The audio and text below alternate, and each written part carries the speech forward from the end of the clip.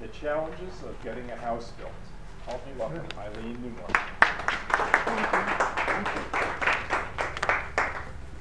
Good morning to my fellow Toastmasters. The challenge of building a house. Owning a home is considered, for many people, part of the American dream. At least we're told that in the media. It's our cultural background and values. There are all kinds of programs in the government to help people get a home.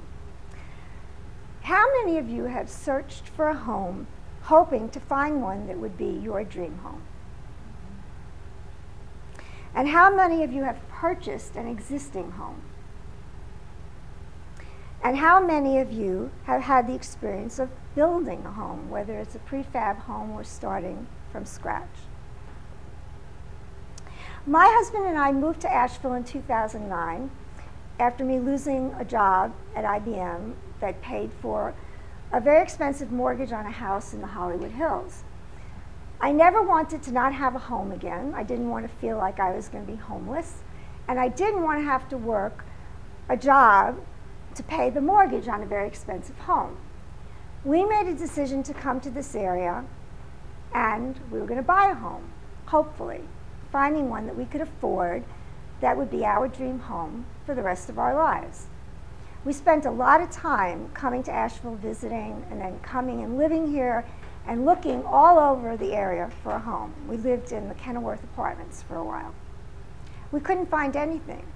Everything that was in our price range was old, small, and needed a lot of work in building new systems into the house because we wanted to live there forever. There was no intention of moving somewhere else.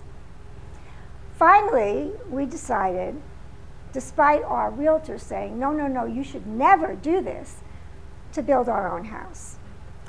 We first went through a great discussion with a developer about building a house, who then turned out to be someone who was really developing a house but selling it to us retail, who convinced us that we could get a house built for what we want.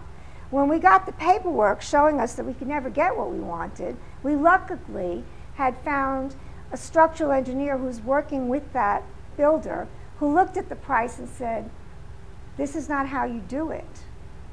We found a consultant who helped us along the way to look at what we wanted to do, and eventually took the leap despite a real estate person saying, you're going to be sorry, to find land and build our own home. We found the land. We found through this consultant a builder. Because we couldn't afford to hire a builder, we hired a builder who would build the house and hire the crew, while my husband served as the architect, designer, and the general contractor. Now, he had done this kind of work before, but never for a project that big. We started building in August. We had hoped to start building in April, let alone just the adventures of buying the land and closing on the land in a new development was quite an education. Then we found that this builder who worked with our structural engineer, and my husband spent months ahead of time building version 1, version 2, version 3. How much could we afford? Did we want it upstairs, downstairs? Did we want decks? What could we do to get the greatest bang for our money? And he did a fantastic job. He designed a small house that had decks on every level so that we could feel like we had a bigger house because we had so much outdoor space to live in that was covered for the most part. He also spent a lot of time researching, both of us did, in looking at building small houses, which is a new idea that's around. And there was a woman by the name of Susanna Sukana who learned from and worked with Frank Lloyd Wright about all the keys to building small spaces. Now, we couldn't afford all the wood that really made them feel like a nest, and we couldn't feel all the special little architectural elements, but we could build a space knowing that if we ever had the money, we could add those elements. Okay, financing was taken care of. We got the money, we sold our house, we had enough money to pay for it outright. We didn't have to worry about getting mortgages because neither of us had jobs and couldn't have ever gotten financing. We found a builder We found a structural engineer who helped us design it. Then the process began of actually building the house. Our builder didn't quite have the sensibilities my husband had. He had never built a modern house with clean corners and not a lot of trim.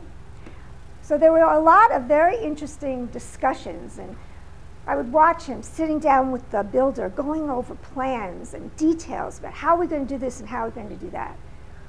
Now, I wasn't part of that process, but I was a part of all the decision making with my husband. And my husband and I are very different. I am a person who has a very hard time making decisions.